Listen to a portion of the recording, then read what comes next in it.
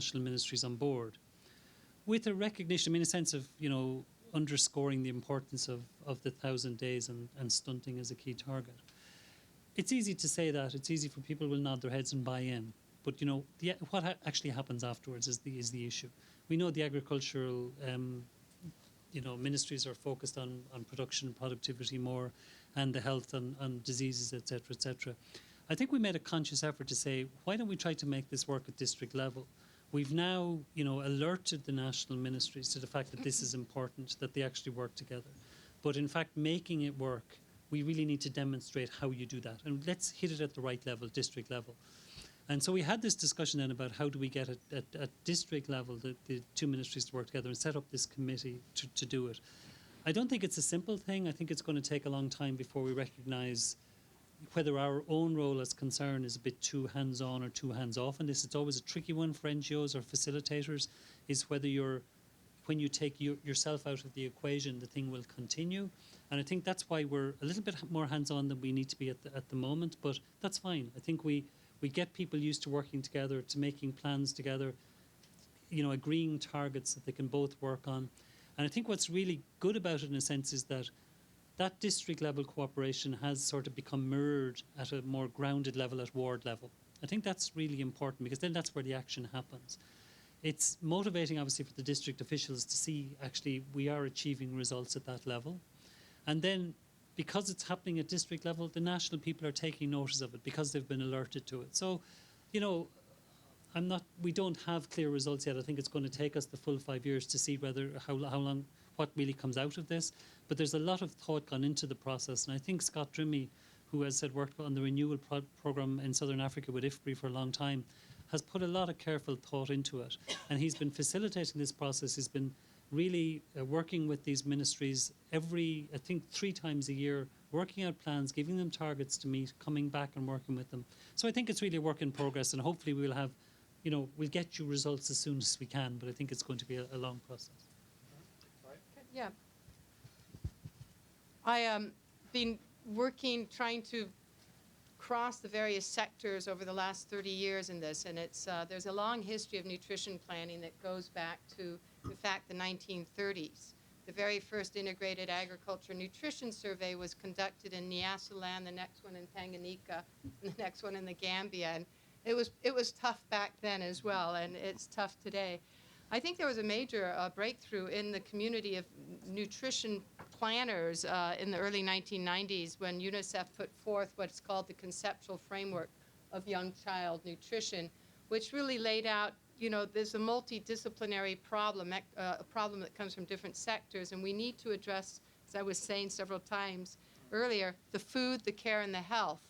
And if we can at least see the different sectors in terms of how they lead to malnutrition, that makes it easier to have a dialogue with colleagues in other sectors, so we can all see what the problem looks like, even a simple diagram, and there's some out there, so that we can at least start to talk the same language. Because malnutrition, you have doctors, you have agriculturalists, you have economists. We each have a different lexicon in how we speak. So it's really difficult unless we have a similar roadmap, and that's why I love this conceptual framework, because it puts it out there in very simple terms.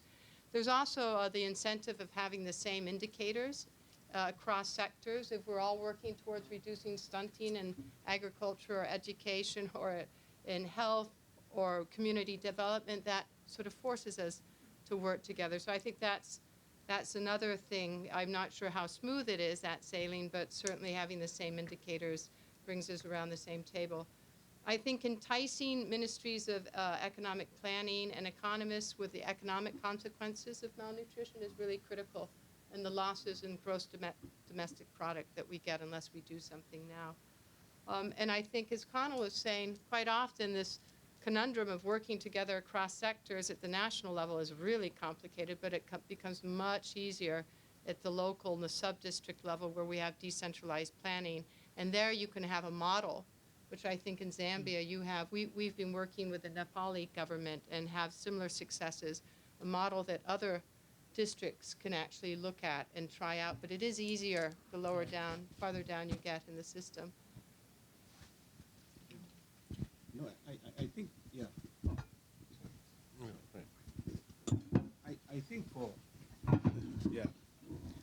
I think really on the nutrition agenda is quite important that it be linked to the growth agenda. And I think for ministries of finance in particular in terms of dialogue, they take you more seriously if you're talking about growth and so on. Right. And I think for me, in fact, the first time I basically began to really take nutrition seriously was dialoguing with Mira. And she was telling me about the impacts of under-2 nutrition and the human capital effects of the long-term human capital effects of poor nutrition when kids are under 2 and so on. And I think if one is able to make the arguments around the growth agenda and so on, I think we'll get much more traction with ministries of finance. I think really important point, right? Different tribes speak different languages. Yeah. Our job is to learn all these languages. If you can't communicate in economic terms with economists, you're not getting any traction. I think the point that you're both making is hugely important. And I also want to emphasize Tom's point about let's build on already existing success stories. There are cases around the world where those ministries collaborate for a variety of reasons. We've had it in the avian influenza scene where ministries of agriculture and ministers of health, basically the ministers met on a weekly basis. They never talked before, but in that point they did. Vietnam is a case in point. Turkey is a very interesting example. So there are those cases, and they need to be celebrated the way and brought out as best practice. And then to develop a narrative around it that both economists can understand and the practitioners. Then you're already going a step further. Here first, and then in the back.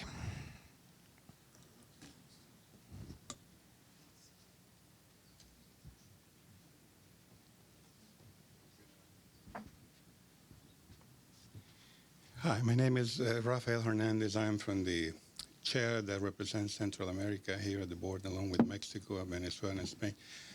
I want to thank all the presenters because I think that this is a very, important, issue. I had the opportunity to speak with Tom at, lunch at the time of, lunch, and I mentioned to him that one of the countries that, our chair represents, which is Guatemala, has a fairly new government, and the new president that came in, put at the very top of his agenda the nutrition problem. Because Guatemala is, I would say, relatively, a rich country because it has a lot of, arable land and it's, rivers and, opportunities. However, it has the worst indicators for nutrition among, Central America. So I have, a couple of questions to Tom. Number one is, are you considering to go beyond, Africa into Latin America and in particular, Central America, where, nutrition is definitely an acute, problem. It seems like, it is beginning to call the attention of the finance minister, because I think that, you are absolutely right when you said that this is linked to growth, to, human capital, to productivity, and, all those things attract the attention of the finance ministers. So I will encourage, if, at least, you can disseminate, your success stories in Africa and in some of the, Central American countries. And my second question is, could you tell us how do you foresee the role of the private sector into all of these? For example, we have here at the bank IFC and MIGA. And IFC over the years has made, significant strides into the issue of nutrition. And none of the presenters, talk about, the importance of the private sector. So perhaps you could, give us your insight as to how you see that governments, along with the private sector, can, come together. And I think that this is very relevant to the point that was raised by the gentleman from the ISPRI that says that the quality, food, other than staple food, had been going up a lot. And I think that the private sector might have, an important role to play in how to make sure that the prices, don't continue to, go up and up all the time. Thank you very much. Yeah. Thank you. In the very last row.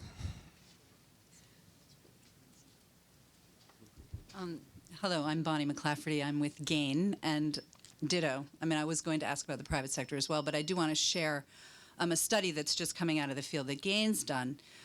In very rural areas, we've asked moms, where are you sourcing your foods? Where are you sourcing your complementary foods? And I think that that's a really important question, because what you find is particularly with seasonality, 40 to 50% of those foods are coming from markets, but there's nothing there. The nutrition education has gotten to those communities. They know they need to improve their diets. They know they can diversify, but they get to there's nothing in the market when they get there. So this marketability, the role of the private sector, it's a huge issue, I think, for this group. And I'm curious what your projects are doing in that area. Great, thanks. Chris, and then David, and then the two of you, and then we'll have another round. Now we're waking up. I like it. Hi, I'm Chris Delgado in Jürgen's department. You know, at the bank anyway, dedicated nutrition interventions, I think if I'm not mistaken, Mira, are about 3% annually in size, I mean in proportionate size to agricultural interventions, maybe 4% to safety net interventions. So dedicated nutritional interventions, which are driven by client demand, are relatively small. So to have impact, they have to really have impact at scale, they have to be tied into other sectors. Now, in agriculture, we discovered really we've been talking about this for I don't know how long. The first time we've had traction has really been in the last year. And the way to do that is to scan agricultural project appraisal documents when they come out and look for the scope and Yuria is here, she's actually done it, she does it, but to look for the scope for adding nutritional outcomes in those results frameworks, because then task team leaders are held accountable. Now, I'm struck by Victoria's remark that we won't have results in 5 years. I'm ex-IFPRI, so I think 5 years is general. I mean, why not 10 years? As a researcher, you're always looking for the long-term results. But if you're really dependent on other sectors in a sense for getting the business done, and they have finite times, and really you're dependent on being able to monitor commitments in a results framework, it seems to me it's absolutely critical for success that you do have some kinds of metrics where you're going to be able to measure something in a much shorter time frame. I know that doesn't sound very deep, but it's particularly key in this particular issue. And since I agree with you, the real results probably are longer term, but you've got to have some metrics where you can show progress in a couple of years for sure. Thanks, Chris. Yes, please.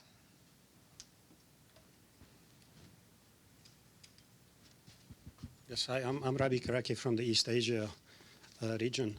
I just want to add one dimension to the whole concept of agriculture and nutrition, which is related to the food quality and safety in particular. And, you know, the key questions that come to mind is, for example, when it comes to food standards, how do we bring this down to the local level, particularly at the level of the interventions that you're working with, and that's something that we are also working in different countries of the world. Number two is when we talk about the existing monitoring and supervision regulatory systems, for example, what comes to mind, the certification systems, particularly when it comes to early children nutrition. And to that, the role of the private sector comes to mind, and how do we strengthen the existing institutions? How do we make sure they are trustworthy? We trust what they tell us. And thirdly is anything related to the infrastructure, whether it's basically labs or testing facilities, or also physical infrastructure that was touched upon during the presentations. Thank you. Thank you, Rabi. Let me cut it off here so we have time for one more round. This is a pretty coherent set of questions. So back to Tom and then the other panelists. Okay, the very first comment about Guatemala, I mean, no, I'm concerned won't be going to work in Guatemala anytime in the short or medium future, because our focus is really on what we call poor, vulnerable countries, more fragile states, and Guatemala doesn't qualify, and we have to make choices as to where we work. But I mean, Guatemala is getting a lot of attention, I think, within the Sun movement. It seems to me that the precondition of political support is there within Guatemala. Now the question is, can you put in the policy framework, the administrative framework, and the resources to begin to really make a difference in Guatemala? I don't know enough about the country, but from what I sense is that there is certainly hope there. In terms of the broad number of questions about the private sector, I mean, it is clear that the Sun has the Sun is a broad church, and the private sector is an important part of that church. There was a meeting in London on the 10th and 11th of December, launching the Business Alliance under the Sun, where a lot of the key business players are there. 2 weeks ago in Berlin, there was a meeting where the German Development Ministry and the Gates Foundation were launching their intervention around nutrition, but very much in association with a new grouping of German the industrial sector to see how they could contribute. What's missing, what's there, is all the rhetoric and the apparent commitment for the private sector to contribute. What's not there frequently are the models of how to bring that about. And I think that's the next big challenge. And if we could find models that work, then I think we really have the chance to make progress. That's perhaps the 10-year perspective. I mean, if we are to make big progress over the next decade, we're going to have to find ways of the private sector playing a more substantial role than it has played at the moment. Chris's comment about the metrics is, I think, of crucial importance. I think this is why the immediate focus of the work going on at the moment to try to define a results framework for the Sun Sun countries. That work will, I think, come to the lead group at its next meeting on the 10th of April. So I think the urgency of this issue is recognised, and I think, again, the challenge will be, can we arrive at a system which isn't perhaps perfect? I'm a great believer in getting something, 80% right now and 100% right 18 months' time. So I think getting a robust system of metrics that it can serve the needs that you expressed is actually very important. Connell, did you want to? I mean, just maybe make a couple of comments on the whole issue about dietary diversity and sourcing other foods and the price of non-staples going up. I think they're both very good comments. I suppose it's interesting. I always think how language reflects people's attitudes and culture. When I was in Cambodia, I speak Khmer, and the word to eat was nyam bai, and I think this is in a lot of languages. This is the case where the word to eat is actually the same as the staple crop. It means to take rice. And it reflects, like when you talk with Cambodians, did you eat? And they said, yeah, I went for a meal, but I didn't eat because there was no rice in it, right? That's really ingrained. It's culturally so ingrained in people's heads. But I do think it's interesting. The barrier analysis I talked about in relation to rain, when we were doing this, basically doing barrier analysis, looking at the behaviours of 45 doers of a behaviour and 45 non-doers, people who don't. So if it's something like exclusive breastfeeding, you're talking with the people who are doing exclusive breastfeeding and the ones who are not. And you're trying to work out the reasons why people are not and why people are. And what was interesting was they were kind of saying that, the availability of nutritious food and taking on nutritious foods, particularly other crops, non-staples, obviously, eased breastfeeding. And the people who are not doing it were kind of saying, well, they couldn't access those because those foods aren't in the market. So obviously the two things are very linked. And it's obviously linked to price as well. I mean, I think that's an extremely interesting point about the whole pricing, that they're going up.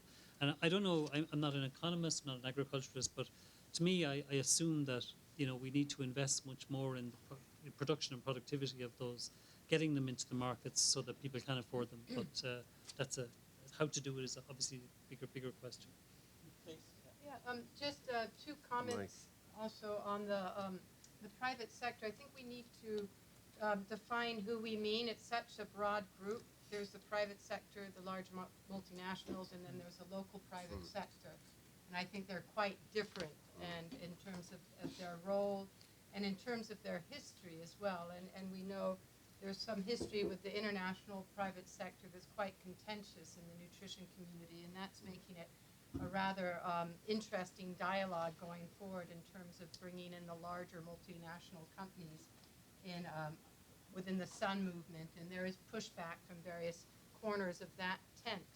But certainly local private sector is sort of not being discussed as much in terms of their potential to contribute. We need the private sector, there's no doubt about that. I think Tom's absolutely right. We need models of what works. I hate to say rules of engagement, but something like that. There are some things that we have to be very careful about, especially in terms of infant feeding. So let's be careful in terms of who we mean by the private sector. Chris, in terms of the metrics, I was meaning in terms of we won't have results for stunting height improvements less than 5 years or 4 years, or maybe not even, it might take a little longer. But certainly we need in these programs to have monitoring and evaluation systems that track the program impact pathways, the pathway through income, the pathway through productivity, or the pathway through health, or the pathway through infant feeding practices. And we can show very rapid improvements in some infant feeding practices. Within 6 months, we probably could get really good results in certain types of breastfeeding behaviors, early initiation. Then exclusive breastfeeding, you might need a year and a half worth of good programming. You can get immediately good results in dietary diversity and production in different types of crops. But what is taking us longer is the holy grail of reducing stunting, because that's a longer process. But certainly, yeah, and what we have to track, we globally have to track in rolling out programs so that we can fine tune if things are going off, off track somehow. But it's really the stunting that our programs aren't long enough to let us get traction long enough to see those results. Tidjane, any comments? Actually, one of the things that that I found rather curious, nutrition is not my area and so on, but one of the things I found rather curious in some of the countries that I've been working on is you have basically dietary specialization in many countries in Africa. You look at West Africa, the Sahel, people are mostly consume cereals in terms of sorghum, millet, and so on, rice. You go to East Africa, it's mostly maize systems. You go to the forest zone in West Africa, it's mostly tubers, cassava, and so on. And people basically find it very difficult to diversify into other staples and so on. I want to give you an example. I was working on Malawi, where we were involved with, in fact,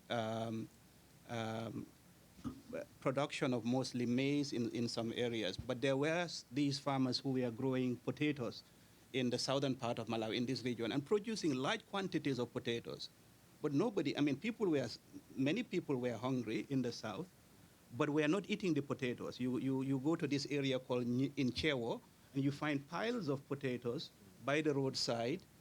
Probably they're selling it at below production cost and so on. And the question I was asking, in fact, is why don't we introduce in the school feeding programs potatoes? Because children don't have any strict dietary preferences. So if you introduce something like potatoes early, they may maybe begin to develop that taste and so on. And over time, maybe you can diversify the diet. But we need to think about how to really change, to influence dietary diversity. And I think children, early school feeding plan, early interventions are quite important. We have a few minutes left, so please keep your intervention to just 1 or 2 sentences so we can catch 3 or 4 more people. Kitty first, then Yuri, then David, and then in the back. 1 or 2 sentences, seriously. Please. I'm Kitty Cardwell, and I am with AES and seconded from the USDA. Prior to being at the USDA, however, I was a plant pathologist researcher in Africa.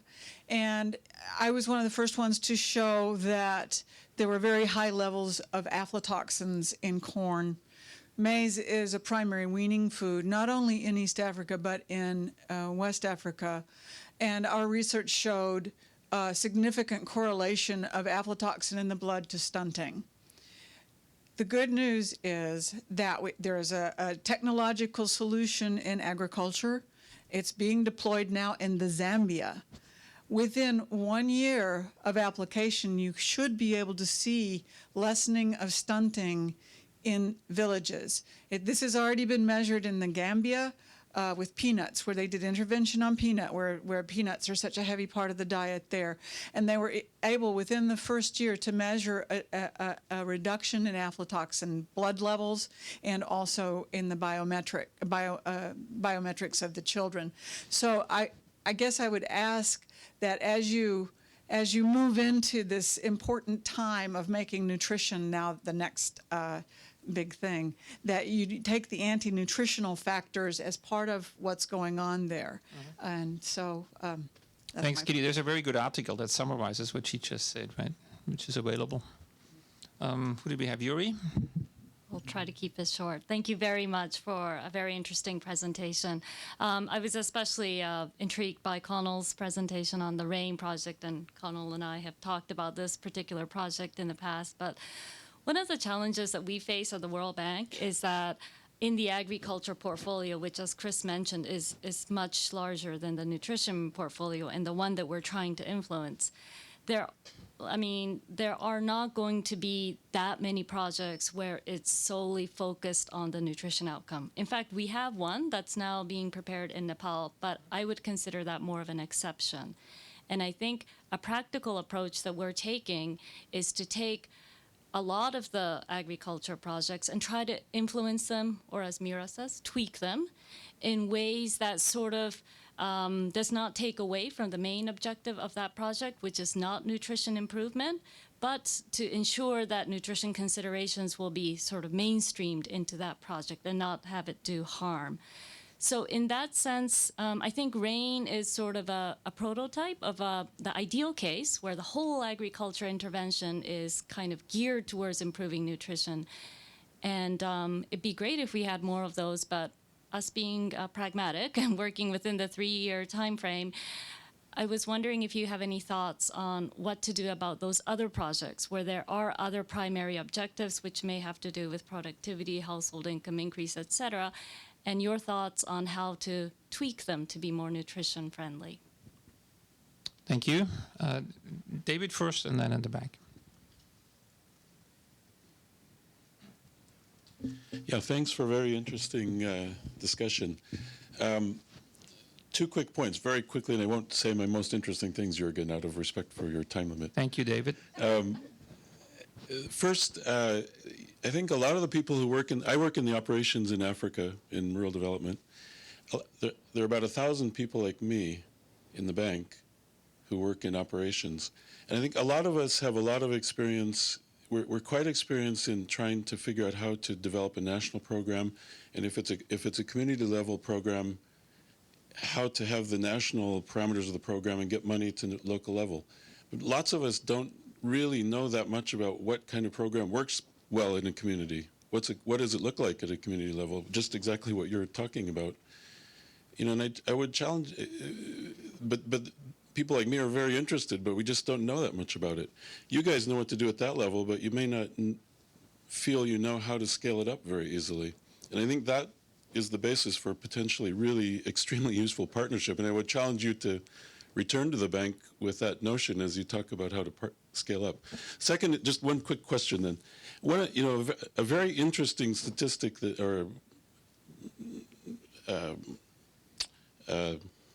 observation that I've read is that half of all economic growth in the UK during the Industrial Revolution occurred because of better nutrition, reduction of stunting, but also, as Tijan said, just people have more energy if they have enough food to work effectively. I feel in Africa we don't know. Yeah, it's an economic issue, but how much difference would it make if we didn't have stunting and malnutrition? What would be the difference? Would we have twice as much growth in Africa? I don't really think I know the answer. Does anyone have the human capital indexes of that type to help us answer that? Thanks, David. And our last, 2 of you. Okay, well, I'll let both of you, but please keep it brief. Very briefly, Colin Andrews, Human Development Network. I used to work with Tom and Connell, so that was many years ago. I'm quite glad to see your PowerPoints are much better now, so thank you for that.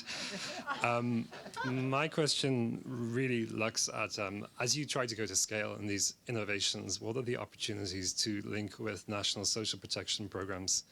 In many of the countries that you mentioned, they seem to all be, they're all at the moment introducing cash transfer programs which are going at a reasonable level of scale.